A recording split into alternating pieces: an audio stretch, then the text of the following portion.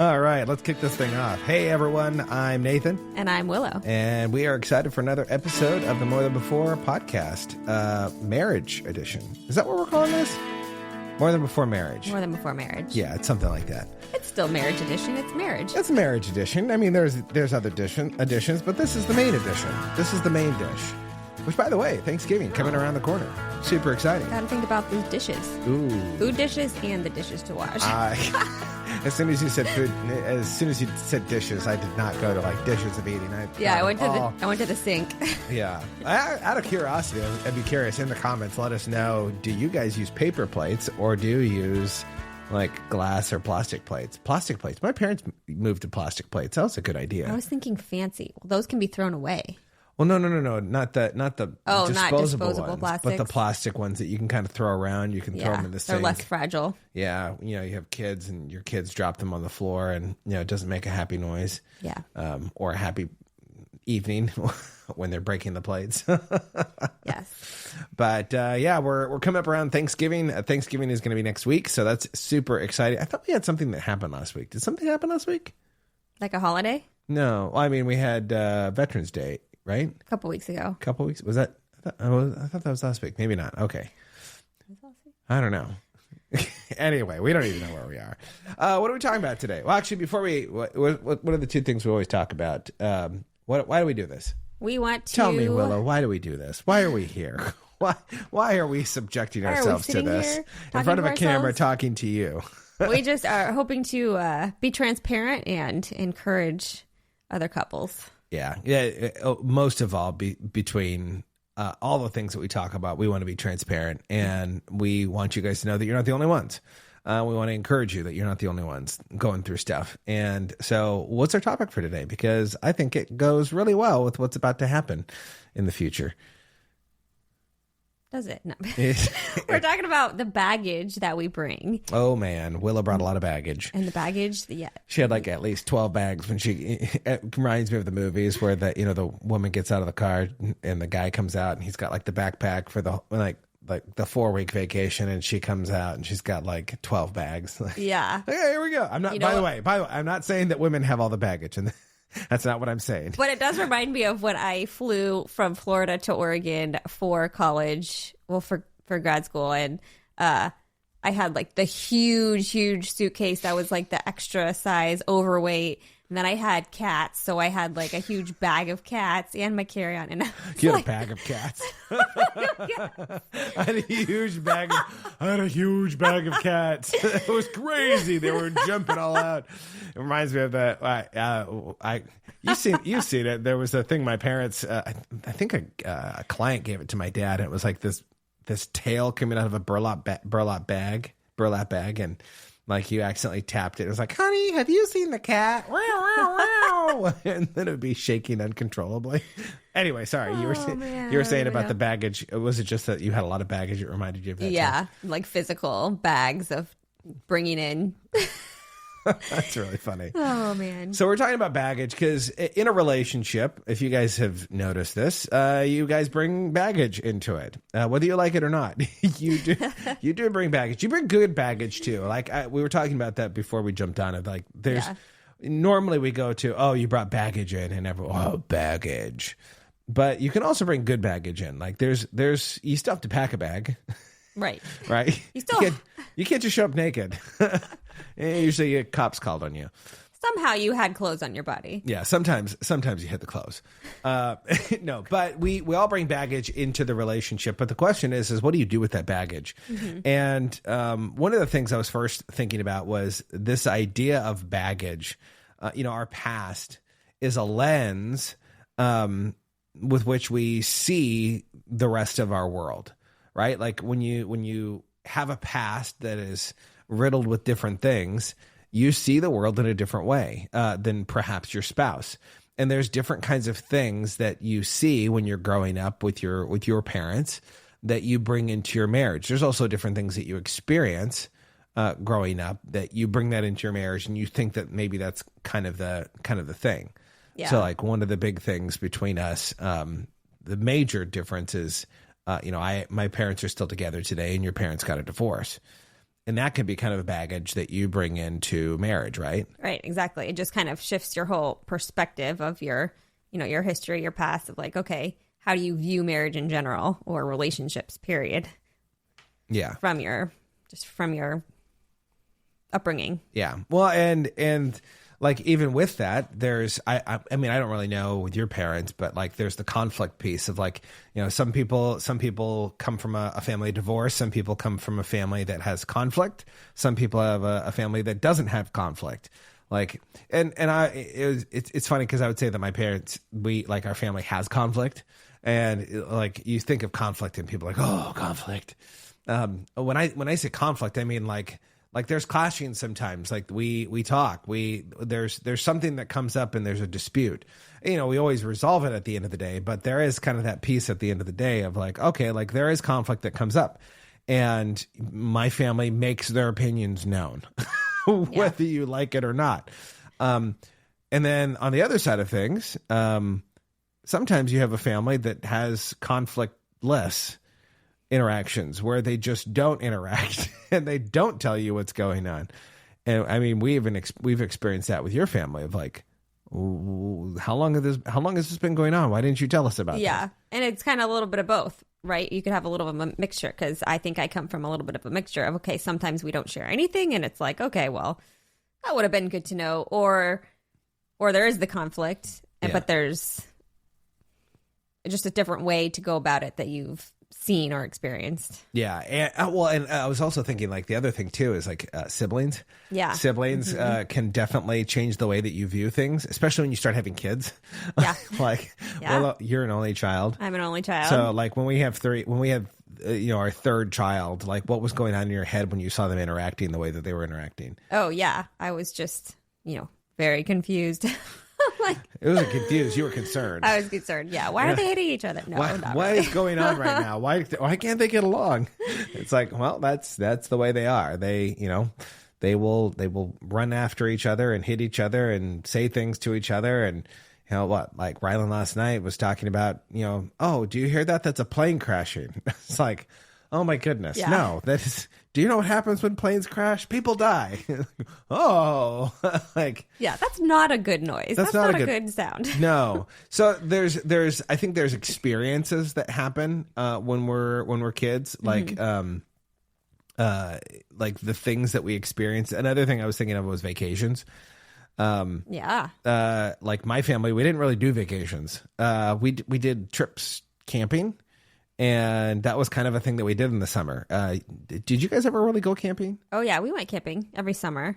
But we also did trips. And so that was just like... But your camping wasn't real camping. It was... Well, we were in a campsite. So, yes, we were not on the side of the road in the jungle. It was. It wasn't, our camping. They weren't hitting their dinner right before they pulled into the spot. Right. Like a raccoon or a deer or something like that. Exactly. Yeah. Well, but that was a big thing. I think there's like vacations, like, because even now when we talk about vacations, you're like, oh yeah, well, let's fly back to Florida. I'm like, flying back to Florida with 5 people, soon to be 6. Like, that's insanely expensive. Like, you're like, oh, I can make it. Like, my mom did it all the time. And I'm like, it was just you and your mom. Right. And then we like look at the financial, like, okay, how much is this actually going to cost? $3,500 for a family of 6. Just with like the cheapest flight. And so then it's like, okay, I'm not sure that's going to happen anytime soon. And that's when you start doing road trips, right? But so there's the experiences that cause us to think differently, to bring different baggage in. Yeah. But then there's also views too, I think, that can also come into play, like your family's view on money. Like, yes, how they handle money, but how do they view money? My dad's an entrepreneur. And so, when I think about money, I think like, okay, well, we can always make money. Like, it's fine. Like, we're just going to go and work hard. And that's kind of a thing that we had for me growing up. But your parents weren't entrepreneurs. Your dad might have been slightly an entrepreneur. Yeah. And my mom was a teacher. And I mean, I saw the like hard work from both sides of, not that there's not hard work on each side, but just like, it's a different type of work. Yeah. Yeah. There's a more onus on like the entrepreneur path that you have to own everything. Whereas You still work hard in a job, Yeah. but you have things that are kind of laid out in what you're supposed to be doing, and it's more consistent. Whereas entrepreneurship, there's some consistencies, but you have to do a lot of the juggling. And there's also both sides of like the flexibility side too, of like being flexible or not being flexible. Yeah. So there's money, there's faith, there's sex. Like sex was, I said sex like before we were jumping on, you're like, sex, what are you talking about? I was like, yeah, like, some people, like I grew up with, my dad walking around naked half the time. Like bodies are a thing. Yeah. And then you have other families that like, I think maybe husband and wife saw each other the night that they were making it happen, making their first child, and I think that might be the only time they've ever seen each other naked. Yeah, I mean, and that causes big contention in marriages. Of why do you keep walking around naked in front of the windows? Like the neighbors keep calling the police. Oh man. But there are so many different forms of baggage, which is kind of why I wanted to go through a number of different things. Like here's another one that we have brought up in the past is holidays. Yes. We're right around the busiest holiday season because you have Thanksgiving and you have Christmas, and these are two holidays that usually require some form of traveling with most families, right? Like you're either driving back or flying back to see family for Thanksgiving or for Christmas, or maybe you just can't afford to do that, or grandma and grandpa come out and see you. So there's greater family dynamics during that. And there's baggage that comes in with that of like, well, how do you celebrate Christmas?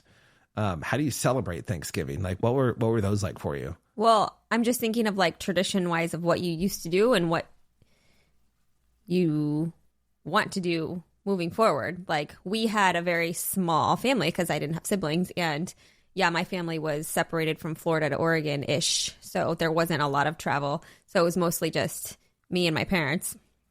So it was very small, quiet. And I mean, we did what we wanted to do because there wasn't a lot of other people involved. We did have some friends over sometimes. So it was kind of like more friends, family. And there was still, family involved. But yeah, it's just a different type of.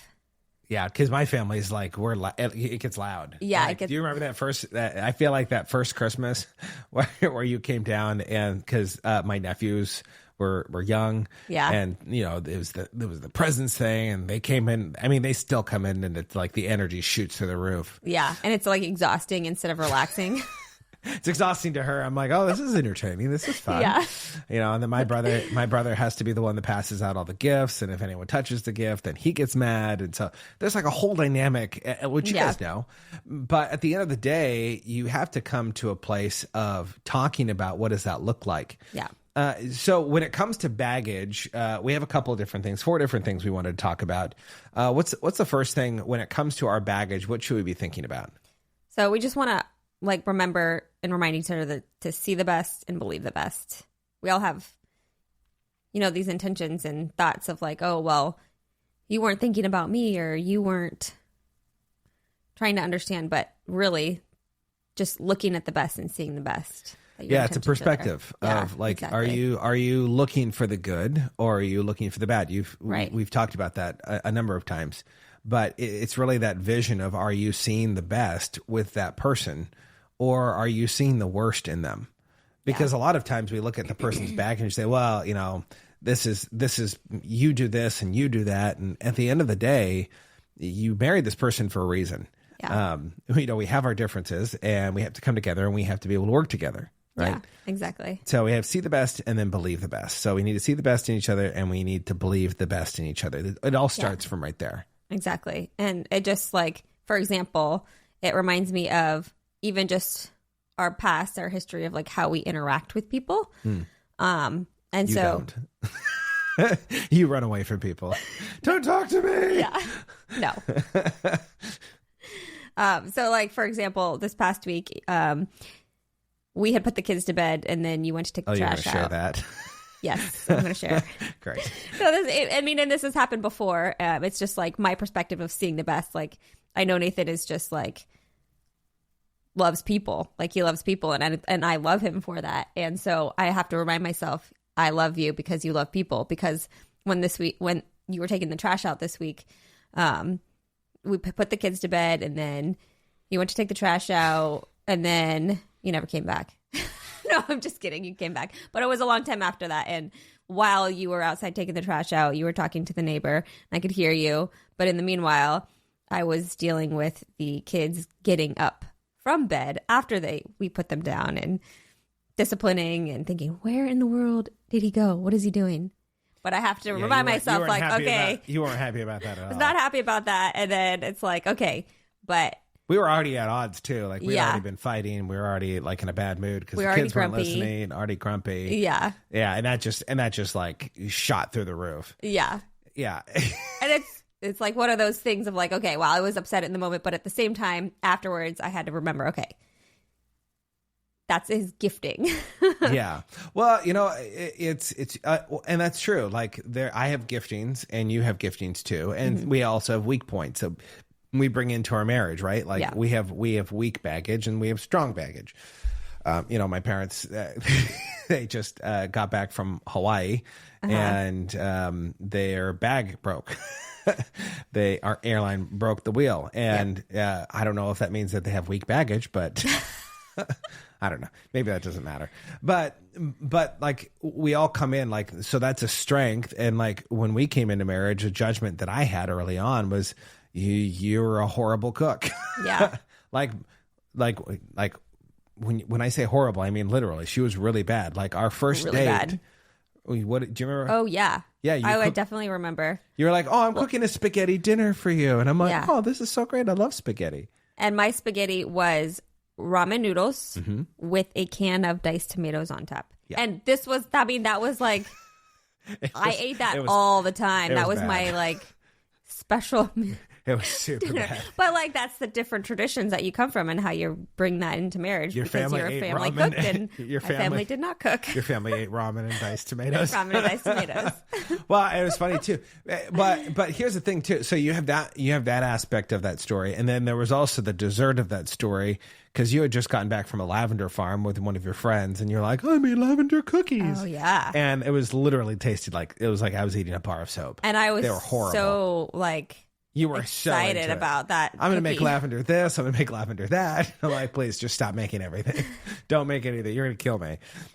But here's the thing is, although that was a weakness, it's actually become more of a strength to you. You're a good cook nowadays. Not just because she's literally a cook. Our last name's Cook, if you didn't figure that out. But there is this piece of how do we view each other? Are we seeing the best and we're believing the best? Which kind of goes on to this next point that we have, which is declaring noble intent. Yeah. Because they kind of almost go hand in hand in some aspects. Because declaring noble intent, I heard this a number of years ago.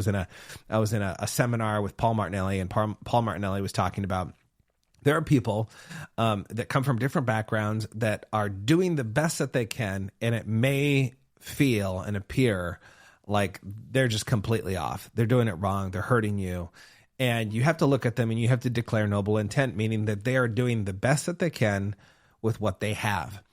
And because at the end of the day, here's what we don't know. We don't know the entirety of the situation. Even though we live with one another, even though we see each other, we're with each other all the time, we don't necessarily always know what's going on in the situation. Yeah. For example, Willow brought up, which I'm so glad you did, of me talking to the neighbor while I was taking out the trash. The thing that she didn't know, because she was upstairs stewing on that, getting upset with me. In fact, I think you went upstairs and you just had to, like, I'm done. I'm going upstairs. Go to bed. And so I was out putting out the recycle and the trash, and the neighbor, like, from kitty corner from across from us, saw me with the garage door open, and she walked over and she starts standing where the garage door closes. I can't even close it. Even if I tried to, the door would just click and go click, click. And like, nope, there's something there. Not going to smush her. Not going to smush her. But she started to talk to me, and she was talking to me for like 30 minutes because I hadn't talked to her in a while. And I've developed that relationship with her. And so she's talking to me. She's asking how things are going. We're talking about the freeze dryer and different things. And what's interesting is, from my perspective, I knew Willow was going to be upset. I knew. There was nothing I could do about it. As much as I wanted to go back upstairs, But when I went back upstairs, the noble intent thing was not there. She was not declaring noble intent. Right. Yeah. And what was funny is even when I explained it to you of like, well, I was trying to come up, like she came over, she was talking to me. And you're like, but you always do this. You always just go and start talking to the neighbor. I'm like, I didn't go and talk to her. They're like, she came and talked to me. But we have to be able to declare noble intent, that people are doing the best that they can do with what they have. Yeah. You know, when you're cooking, you're doing the best that you can. Well, early on, like you do a really good job now. But early on, you were doing the best that you could do. Your family didn't cook. You didn't grow up with cooking. Like my parents were always in the kitchen. My dad, his biggest thing is that he would come in, and when my mother would be turning, he'd go in and he'd start putting extra seasoning in on everything. And she'd be like, why is this so salty? Oh, I put a little bit of extra salt in, put a little bit of extra kick of hot pepper in there. Because my dad just does that. And so they cook together. Both of my parents cook, and your parents don't really cook. Yeah. And so there's this piece of when you're cooking, I have to declare noble intent if something doesn't taste amazing. It doesn't happen very often, but it does happen. Right. Right. So declaring noble intent is really important. So first of all, you have to think, you have to see the best, believe the best. Second of all, you have to have noble intent. Because at the end of the day, here's the thing. We all have baggage. Surprise. You have baggage. Your spouse has baggage. And you have to understand that that's going to be there. You have to choose to overlook some of the baggage that comes in. Now, that doesn't mean that we just keep it. Right. We have to actually do something with it over time. But we do have to be able to say, you know what, because of their past, because of, their family situation growing up, this is something that they might be bringing in. It's a world vision that they have that they haven't quite changed the lens. Yeah, exactly. So what's point number 3? What third thing about baggage that we bring? Well, that kind of leads us into choosing to love each other. Ooh, our phrase that we love to talk about. Yeah. This is like the number one marital advice that we give to everyone. Yeah, and we'll have to have another podcast just on this, but this is just... We're not going to talk about this ever again. No, never. No, it's just, it comes back down to encompassing all those things and knowing all those things is to choose to know those and choose to still love each other and make that choice. Yeah. Well, because it's easy to have conflict. Like when you get married, you can't just leave your spouse in the other room. If you have one of those spouses, and you know what I'm talking about, you can't just leave them in the other room. They follow you to the other room. You live under the same roof. Yeah. And hopefully you haven't gotten to the point where the other person is leaving. In fact, that was something that happened early on in our relationship. Do you remember that? Like you were so mad at me. We were dating at the time. Maybe we were engaged. I think we were dating though. And you got so mad at me. You were screaming at me, and I was just like, nope, not doing this. And it's the first time I've ever done it. I just grabbed my car keys and I left. I drove away. Do you remember that? And I drove away, and you kept texting me. Oh. Oh, yeah. You think Willow has, the nice clean mouth. She has a potty mouth sometimes. Not really anymore. But she just lit into me while I was driving away. And there was kind of that day that we had this thing of we won't leave the house based on conflict. Like we could leave the room to cool off and to cool down. Yeah. But you don't leave the premises. It's not like, I can't believe you, grab my car keys and drive away. Right. It's the Hallmark movie or something like that, or one of the dramas where the husband or the wife drives away and they get in a car accident and then they're dead. Oh, geez, that's like the worst. That's like your worst nightmare. One of them. You can't leave. We need to work it out. But there is something to this idea of choosing to love one another. When you made your vows were to choose to love each other, whether you know it or not. Despite whatever happens in your life, you have to choose to love each other. You have to love the other person despite some of the things that they might do that might accidentally hurt you. Remember, going back to noble intent, they're doing the best with which they can do, but sometimes from our own vision, from our own sight, they fall short. Yeah. And it's not a fault of the other person. It's just they don't know anything different from what they have. And so we have to choose to love one another. I was reminded of, I wrote this down, 1 Peter 4:8 says, more than anything, keep loving each other actively. I love that, actively, because love covers a multitude of sins. You know, when we love one another, when we fall short, when we sin against each other, sin, by the way, if you're not biblical or don't understand that word sin just means missing the mark. It's like a bow and arrow, like, you're shooting it towards a target, and when you don't hit it exactly bullseye, when it's slightly off, that's sin. Yeah. Exactly. So just even when off. you think a bad thought about your spouse, that's sin. And you're like, oh, well, darn it, I'm always sinning, Nathan. Like, yep, I am not. but you have to choose to love one another in that. The last point, and then we're going to wrap up here, is you got to put your baggage aside and you got to choose to work through it. And you decide. Yeah. Just decide to do things together. Mm-hmm. And that's huge, especially and the reason we bring this point up is because of the holiday season. You know, when we first got married, it was the question of, everyone goes through this, by the way. It was the question of, well, what are we going to do for Christmas? Yeah. What are we going to do for Thanksgiving? Are we going to your family's house for Christmas and my family's house for Christmas, or your family's house for Thanksgiving, or vice versa? And what traditions are we going to do? Are we going to put up a tree? Are we going to, when does the tree go up? Oh my gosh, when does the tree up? Wasn't that great? The first 5 years, after the first year, the following 4 years was great, wasn't it? Do you remember the following 4 years after the first year? About the tree? Yeah. That we didn't put up a tree for 4 years. It was great. No, was it for 4 years? Yeah, it was 4 years. Chunk of years, yeah. It was 4 years that we didn't have a tree. It was so wonderful. That was terrible. We just put the gifts in the corner. Okay, there you go.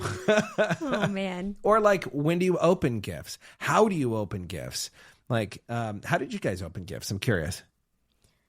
I guess it was just you. I mean, it was just me. No. we always did one on Christmas Eve. And then the rest Christmas morning. Okay.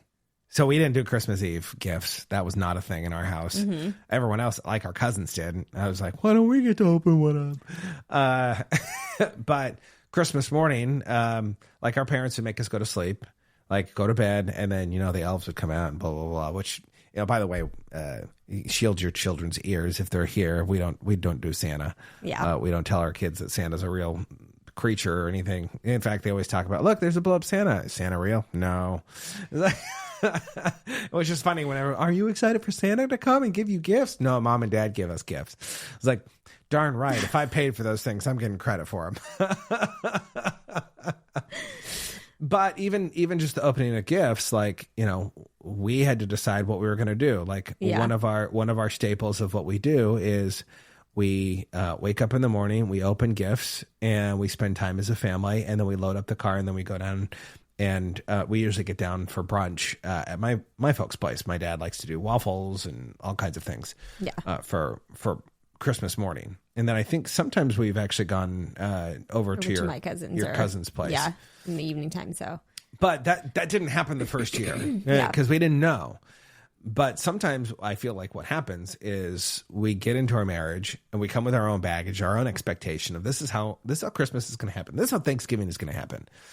And then we get into it and it doesn't go the way that we want, and we get frustrated. In fact, there are countless times within the first probably, 8 years of our marriage. I think it was really 8 years of our marriage where we would be driving home from Christmas, from Thanksgiving, and we would be mad at each other because the expectations were so off from what we both thought were going to happen that we become frustrated and mad with each other. And so we had to learn to put that baggage aside. So, if holidays are excruciating to you and your spouse, I think it's time that you sit down and you have a conversation of expectations. We talked about that a couple weeks ago, of expectations. Yeah. What are your expectations? You got to have expectations when it comes to what you guys are going to experience together, not only around the holidays, but just in your general life. Exactly. It goes holidays are a good example because they're coming up now. But even any thing you're doing is just deciding to make a choice together, talking about it and making a choice together and being on the same page, not because we used to do this or because I did this and we're doing this, but it's like, okay, what do you actually want together and how are we going to make it happen? Yeah. Well, it kind of going back to the differences of like some of the baggage that we can bring, the filter that we have. Yeah. Like, growing up in an entrepreneurial house, my mom was always cleaning. Like my mom's gift is cleaning. You can't get her to stop cleaning half the time. I love you, Mom. But she comes in and she just has to clean. Like she starts itching and she's like, I got to find something to clean. Yeah. And that was not necessarily the case for you growing up. And so when we came together, like that was something we both wanted, but maybe the way in which we went about it was completely different. You had a vision of like perfection. Like everything had to have its place and everything had to be perfect and not a single dust bunny on the floor. Whereas I came into it going, okay, we have a working house, especially when we have kids. Mm-hmm. It's never going to be like completely clean. There's always going to be a toy or something out there because we have kids. And you have to come to a reality in my head. And so that was a conflict for us also. Yeah. But we had to have that conversation to come to the same page. Right, exactly. Which is part of the conversation and looking at that of, okay, so what are we going to do? Yeah. So when it comes to the idea of the baggage that you bring into your marriage, first of all, remember to see the best and believe the best. That's major. That's important. Mm-hmm. Declaring noble intent is important. Realizing that the other person is doing the best that they can. Choosing to love is a huge thing when it comes to baggage because we're all carrying something. So the more that we can love, the more we can cover those shortcomings of our spouse. Exactly. And last, we have to get together and we got to talk about these things. We need to work through these things. That's been a really important thing in our marriage of actually working through these things, which I don't know. Do you feel like it's been beneficial that we actually work on things and talk about things? Oh, yeah. I mean, you're like, absolutely not at all. I hate it when I have to do this. But there's also a joy to that. It comes to that, right? Because even within the past, 5 years, I always love talking to you, sitting down and getting to have conversations like this. Although, sometimes we kind of look through and kind of figure out what we want to talk about so we can be clear and succinct for you guys. These are conversations that we just love to have. And we get in the spur of the moment and we share things, and Willow will hit me later on, which by the way, it was really funny because last week when we were ending the podcast, you're like, I really wanted to kick you because I was like, you're oversharing. Oh yeah. Yeah. And we'll have to share that story another time. But yeah, I really wanted to kick you under the table. And I was like, oh, but if I kick you under the table, then you're going to say, why are you kicking me under the table? Oh, well, yeah, we're not going to go into that story. But we really do appreciate you guys listening in. It's always a joy to be able to spend some time with you. Yeah. Just, a quick 30 minutes, 35 minutes so that we could pour into your lives. Remember that you have baggage as a couple. Yeah. That you're not alone. You're not the only one struggling through things. But until the next time that we get to talk and do the episode, remember to be more, see more, and experience more together.